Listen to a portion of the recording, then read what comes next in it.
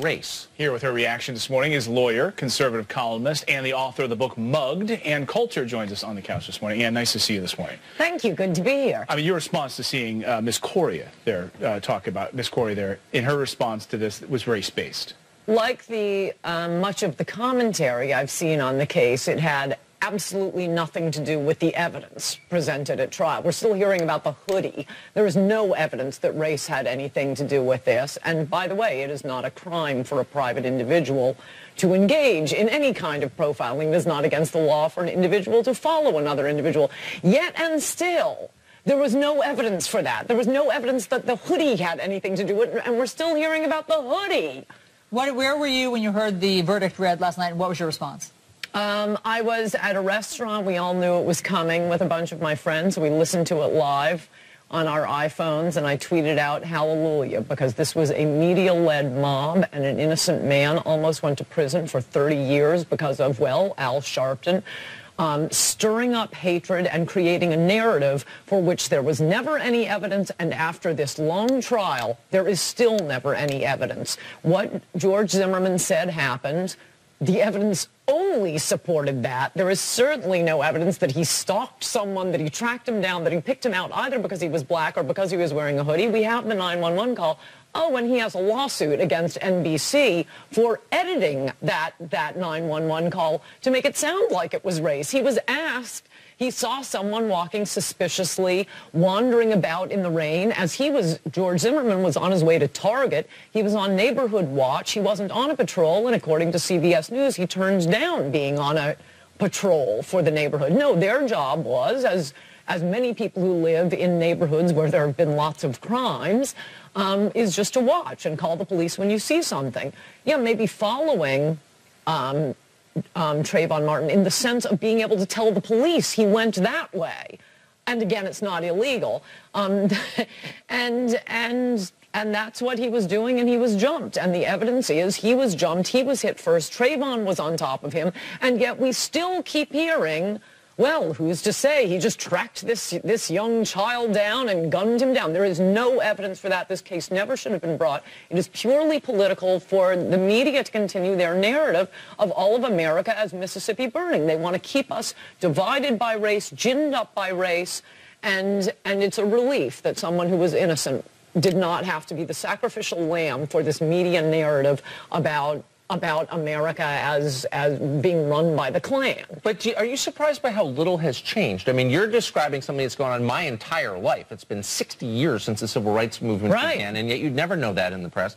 But I thought the election of Barack Obama, even if I wasn't for it, I wasn't for it, but I thought, you know, at least we're moving past this one stage in American history into something new and better in race relations, and it turns out that's not true. No, in fact, I mean, this is exactly what my last book is about, Mugged, Racial Demagoguery from the 70s to Obama. And the thesis of my book is, as I go through cases much like this, mostly in New York City, you know, famous for being that big Jim Crow state. There was never any segregation in New York, and yet every few months in New York, in a case often led by Al Sharpton, often a cop would be accused of basically what George Zimmerman was accused of, and a big hoo-ha and headlines, and oh, the Klan's on the New York City police force.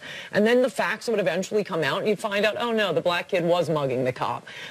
I think it ended, and this is the thesis of my book, right after the O.J. verdict. At that moment, when a mostly black jury, 100% Democrat, by the way, found a spectacularly guilty black celebrity not guilty of murder, white America just said, that's it, we are shutting down the white guilt bank. And we had peace for a decade. You will notice you didn't have cases like this for about 10 years after O.J. For the first time, the prosecutor, Steve Pagonis, who was falsely accused of raping Tawana Brawley, it was about a decade after he brought his defamation suit against Sharpton and the rest of them. It wasn't until the O.J. verdict that he got his day in court and he got paid.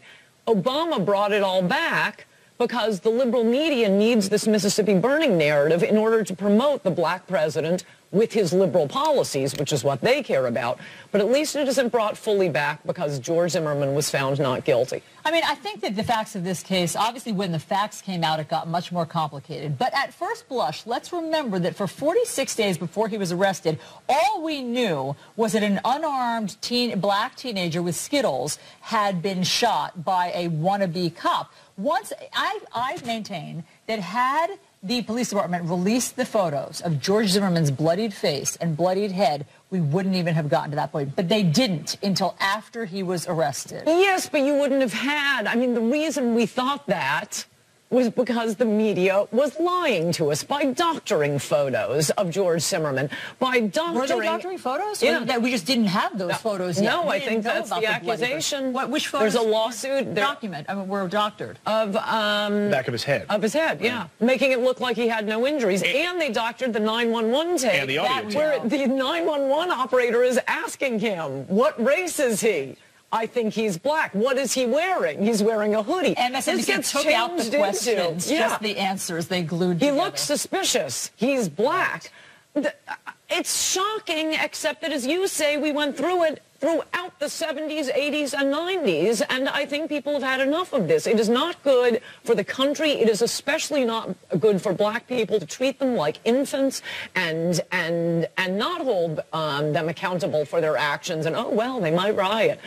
No. Is it good for liberals, though? Acceptable. I mean, because the president just doesn't hold a press conference and just decide off the cuff to make this comment, right? It's everything is vetted and thought about. And his comments, when he made that comment about him looking like his own son, if he were to have a son, it seemed like it was planted, thought about. Somebody in the administration said, this is a good idea. Go out there, at a microphone, and say this. Absolutely political, because, as Tucker just said, and by the way, this was an argument made publicly in newspapers when Dinkins was running for office, even on the first time, even if Giuliani would make a better mayor, we have to vote for Giuliani to help race relations in the city, because enough white people will think, if we just make a black man president, it will all go away.